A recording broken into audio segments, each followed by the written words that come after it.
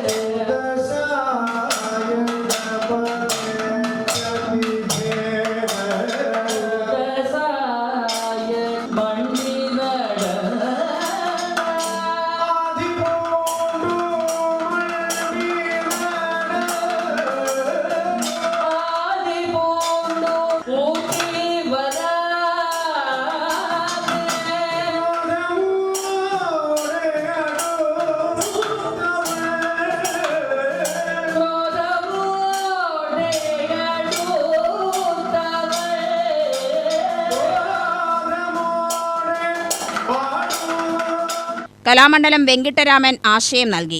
വൈഗാ ബാബു സീതയായി രംഗത്ത് വന്നു. ദേവിക മണികണ്ഠൻ, ജയ ചൈതന്യ എന്നിവരും പങ്കെടുത്തു. സദനം ജ്യോതിഷ് ബാബുവും ആദിത്യൻ പിഷാരടിയും സംഗീതം നൽകി. സദനം രാമകൃഷ്ണൻ ഇടയ്ക്കയും രതീഷ് മദ്ദളവും അവതരിപ്പിച്ചു.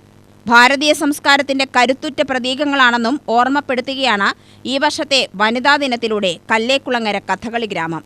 ശ്രീരാമ പട്ടാഭിഷേകാനന്തരം ഒത്തുകൂടുന്ന സീതയും ഊർമിളയും മാണ്ഡവിയും ശ്രുതകീർത്തിയും പൂർവ്വകാല കഥകൾ ഓർമ്മിക്കുന്നതാണ് ഈ ആട്ടക്കഥയുടെ പ്രധാന പ്രമേയം.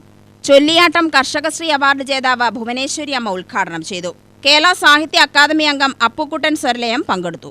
ഇന്ന് ദേശീയ വനിതാ ദിനമാണ്. കല്ലേക്കുളങ്ങര കഥകളി ഗ്രാമം വർഷം തോറും ദേശീയ വനിതാ ദിനത്തിൽ കഥകളിയിലെ വ്യത്യസ്തങ്ങളായിട്ടുള്ള കഥകളുടെ ഒരു രംഗാവതരണം നടത്താൻ പതിവുണ്ട്. ഈ വർഷം സീതായനം എന്ന ആട്ടക്കഥയാണ് അരങ്ങേറ്റുന്നത്.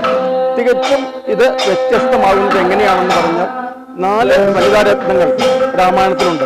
അവരുടെ ജീവിതത്തിലെ കഠിന പരീക്ഷണങ്ങളും അവരുടെ യാത്രകളും അവരുടെ മാനസിക സംഘർഷങ്ങളും നിറഞ്ഞ ഒരു 14 വർഷക്കാലമുണ്ട്. ആ 14 വർഷക്കാലത്തെ അവരുടെ അനുഭവങ്ങൾ അവൾ ഒരുമിച്ചിരുന്ന്, അതായത് രാമായണത്തിലെ പട്ടാഭിഷേകം കാലശേഷം സംസാരിക്കുന്ന ഒരു പ്രമേയമായിട്ടാണ് ഇതിന്റെ അവതരണം. UTV news Palakkad.